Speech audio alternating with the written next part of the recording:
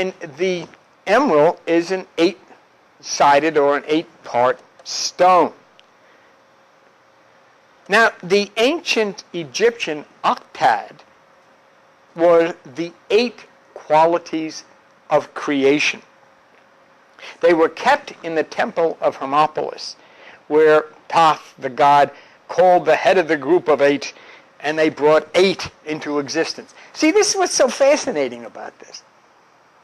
You know, we've been through all of the 2012 stuff with Paco, Votan, right up through, NASA, and everything has got a wheel of 8 attached to it. And here, it says in the temple of Hermopolis, Thoth called 8 into existence. For what? See? But what's interesting about it is that on December the 21st, 2012, when all of these constellations come together, it forms a wheel like of 8. So was this thing, Thoth, which was anywhere from 13 to 30,000 years ago, was this called into existence looking forward to the alignment that's going to take place on December the 21st, 2012? What else would it be for? What are we calling 8 into existence for if it's not that? What meaning would 8 have to anybody unless it has something to do with a cosmic alignment that would change things electrically? So this was Thoth and the emerald tablet. And this is Thoth right there. Got kind of a funky head on him because he has an ibis head. That was Thoth has, an ibis head. You see, there was nobody but that. There was no guy walking around with an ibis head. All right? I mean, this is difficult for a lot of people. There was nobody walking around with an ibis head. And I'll tell you something. The Bible, there was no Peter, Paul, and Mary. I mean, there wasn't. All right? Now, in the same way there was no Peter, Paul, and Mary, there was no guy with an ibis head. But Thoth is portrayed. See, when you get into a room and you're going to write a story, and you're going to write a story in Greek mythology, you're going to portray things connected to nature, right? So that someday, as people evolve in intelligence, they'll begin to understand what was said by the light beings thousands and thousands of years ago. But why would Thoth have that type of a head, an ibis head? Look, take a look at a picture of an ibis. There's 2 pictures of an ibis right there. You see them? Now that's the way his head looked. But, the ibis is a long-legged wading bird, W-A-D-I-N-G. And what they do, and why I believe Thoth had the ibis head, is they go looking through the mud for what they're going to take into themselves and what is going to feed them. Usually crustaceans. You can see one in the mouth of that.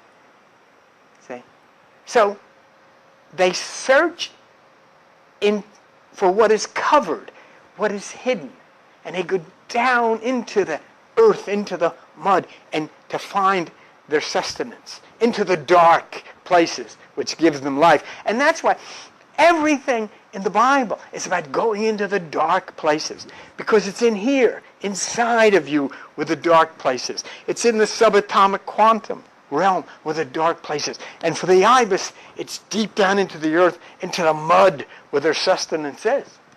And so what happens? Thoth goes down into the dark labyrinth of the temple of Hermopolis, the temple of 8, looking for substance that he's going to give to all of us. He has to go digging down deep into the dark place. And what do they give him? The head of an ibis. And you understand now why he has the head of an ibis. And that's the way mythology works. You don't look at that and say, Well, I mean, that's ridiculous. He's got the head of a bird. No, you sit there and say, what's the message here? What is the message that's being conveyed? So when you come into meditation, you become the ibis. See, you're like Thoth, and you sit in meditation, it's dark, and you begin to search for that sustenance that will give you life, that will strengthen you, just like the ibis is. Thoth was a kind of a civilizing hero in the ancient. He was an initiator into the mysteries of the science and wisdom, and he carved the principles of the science in hieroglyphics. You see, it's one thing, Albert, when we talk about looking back at the works of Plato and Democritus and all these people talking about Greek things, because we're looking at words in Greek. Oh, no, but this is different. The emerald tablets were in hieroglyphics. See? That's a lot of things, see? And like when you think, don't just take this at all. This is, I was talking about going into meditation. This is the earliest venture into the subatomic, into the quantum realm. Thousands and thousands of years of searching to find these hieroglyphics. Let me give you a little idea about this. English is based on 26 characters or letters. Letters are then combined into words and sentences, and they tell a story. But in the hieroglyphs, there's 2,000 hieroglyphic characters. And each character in the hieroglyph represents a common object in ancient Egypt. And the hieroglyphs could represent the sound of the object. They could represent the idea associated with the object. And what they called the hieroglyph was a rebus, which was a picture puzzle. See? And you could, once you understood it, you could read the sounds, basically, symbolized by the pictures. And that's, let me show you what I'm talking about. It's a lot easier to show you what I'm talking about. And I want to see if you can take, we'll put together a hieroglyph and see if you can translate it. Okay? Let's see. What do you think this hieroglyph says? I love you.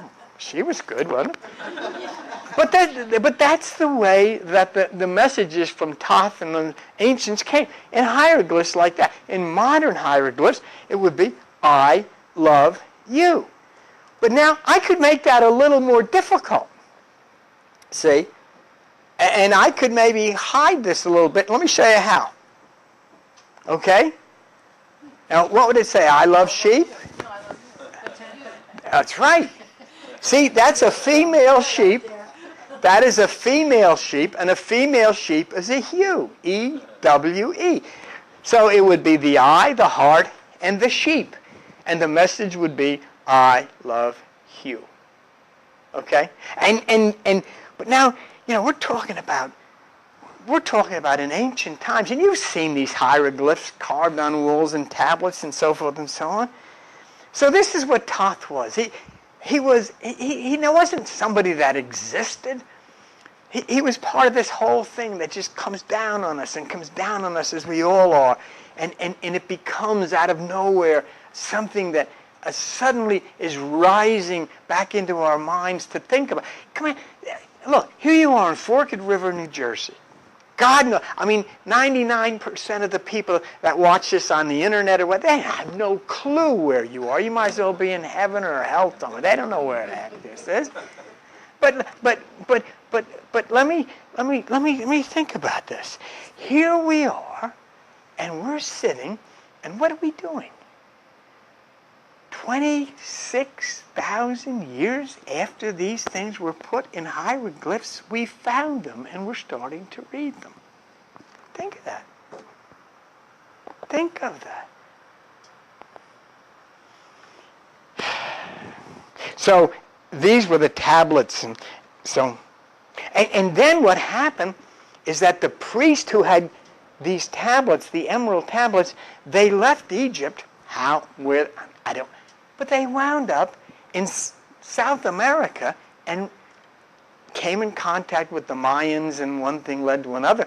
the next thing we know, we got the Wheel of 8 in the Mayan calendar. I think I know where they got that. And so do you. From the priests of Thoth at the Emerald Tablet. And the Emerald Tablets were buried beneath a temple in the Mayan culture called the Temple of the Sun. Well, last week we started reading, and I think we read 5 sections.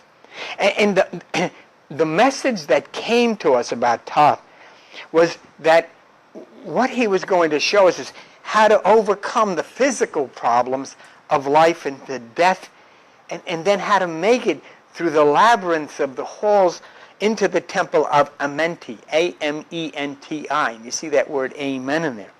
And that's where the river of life flows eternally, where you overcome death. And then we found that from that city of 8, it comes a mental trip that we've all taken, you know. You've slept, you've pondered, you've dreamed, you've meditated. I mean, you could be sitting with a group of people, and then you'll look maybe out the window, and all these stories will start coming in your head that have nothing to do with you sit here listening to me, and you're looking at me, and I think that you're paying attention to me, and you're not. You're off somewhere, doing something, thinking about so-and-so, and yet you're staring at me. And I'm thinking back, wow, they're really paying attention. You're not paying attention. You don't even see me standing up there. I know that. I know that. But then what happens is a photon exits from the matrix, which is the system. And it leaves us, and similarly, it seems to disappear. In other words, grandpa dies, your sister dies, your brother dies, your mother dies. The photon leaves the matrix, and it seems to disappear. But then Thoth says, but then it reappears. In a different form, but in the same matrix. And it has evolved into a second incarnation. See, when we're coming to 2012, and this is what I try to get through to people, don't be looking for the end of the world. I hear all this stuff. They had a thing on the television the other day about 2012, gloom and doom, the end of the world. Do you think this is real? They don't have nobody knows. And they talk about this stuff and scare the hell out of people, and they don't know what they're talking about. It has nothing to do with this. It's the changes in the environment, the changes in nature, the changes in the mind, the way it interacts with itself, the way it interacts inside of the matrix, the way it interacts with nature.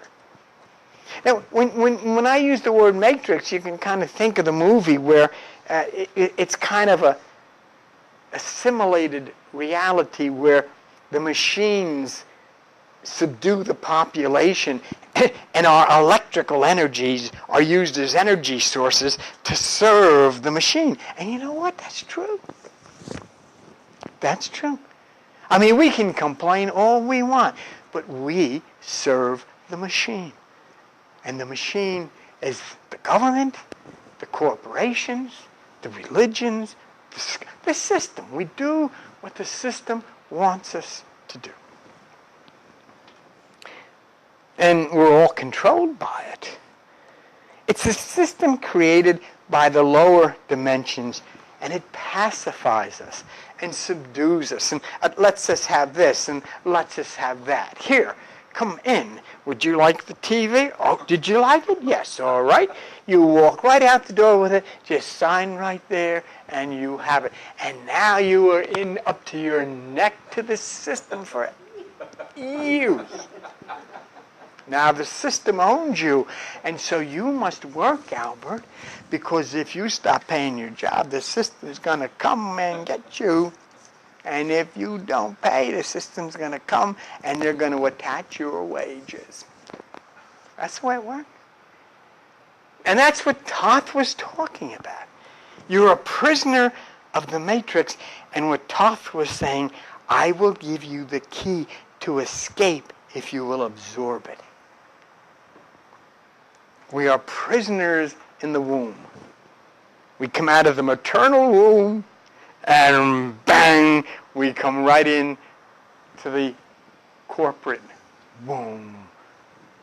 the system, boom, and we're right back again.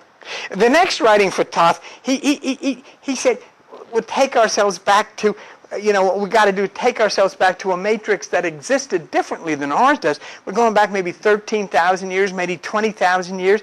We can't even conceive, but, we're trapped in a mind warp. We find ourselves. So here you come into this room, and we gather here together.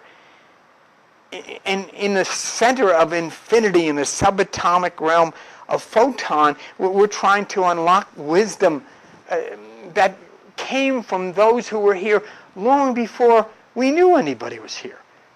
And Thoth refers to them as the children of light. Do you know what that means? It means the offsprings of the photons.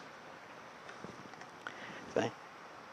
They didn't draw their sustenance from the shallow desires of the physical, material things, corporate things, government things.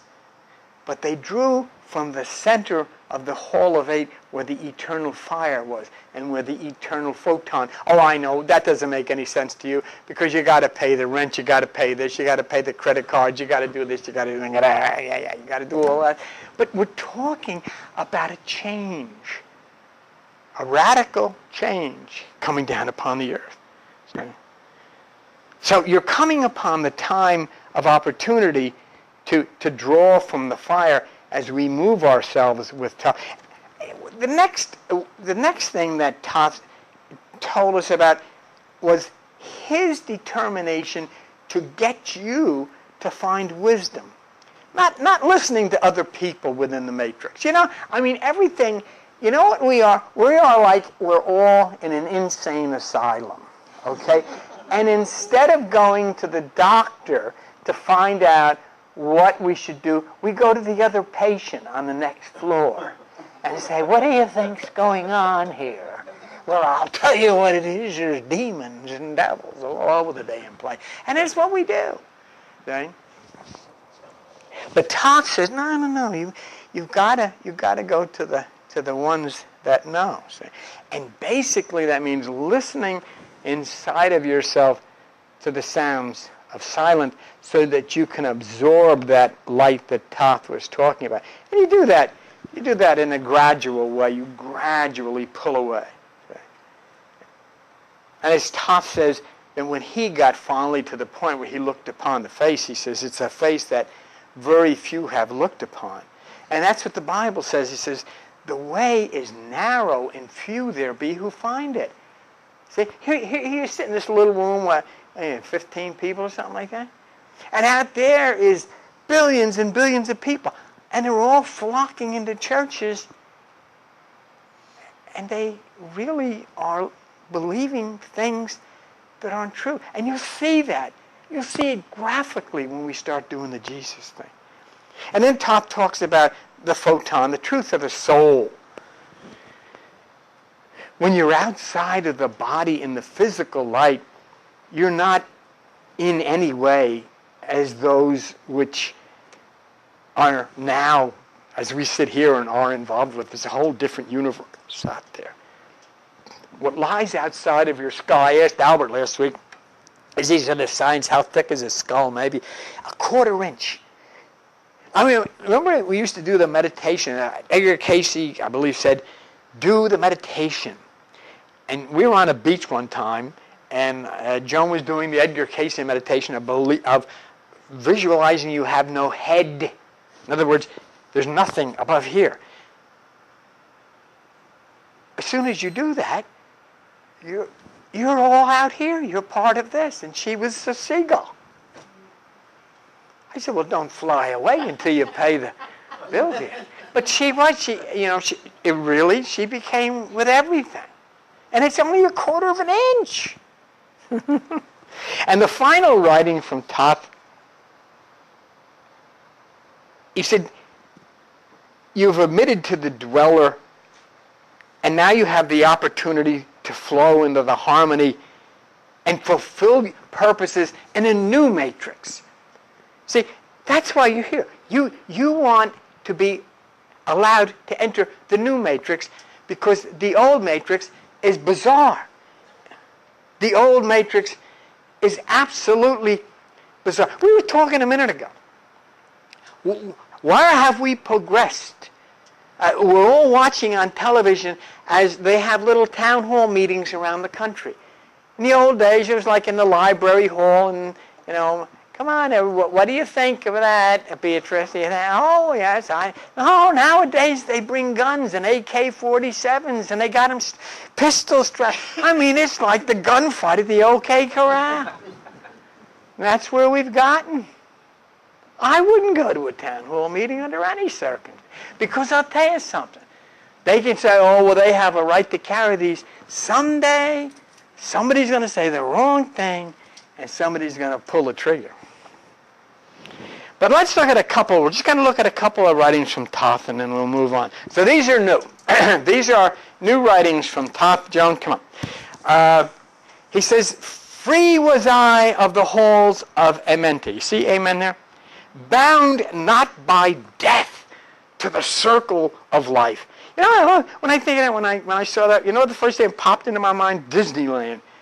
Because if you go and you see the Lion King, the whole thing is about the circle of life. Far to the stars I journeyed until space and time became nothing. Oh, man, this is written in hieroglyphics 14,000 years ago. And listen to that. Far to the stars I journeyed until space and time became as nothing. Then having drunk deeper the cup of wisdom, I looked into the hearts of men, and there found I greater mysteries, and I was glad. For only in the search for truth could my soul be stilled and the flame within me quenched. To be free is to chart your course, focusing on a star that's beyond the grasp and the understanding of people. The people around you can't understand you. The people in your own family can't understand you. They can't, because they dare not turn from the system. Okay? The system nurtures them from the cradle to the grave. And they'll never set foot in that great hall of Amenti that you wrote. Because what he told us is nothing matters concerning death, because there is none. Instead, you enter the parallel, the quantum realm. And as we begin to understand the things of the wise, we understand the feelings of people. And why they perceive the way they do. Why they move the way they do. That's what Toth was talking about. And then we turn away from them because we have to search for the truth. I can't listen to politicians. I can't listen to religious people or teachers or anybody. This stuff is way beyond any human comprehension of what the truth is. You've got to look for that, because if you don't, you're going to die and you're never going to find it.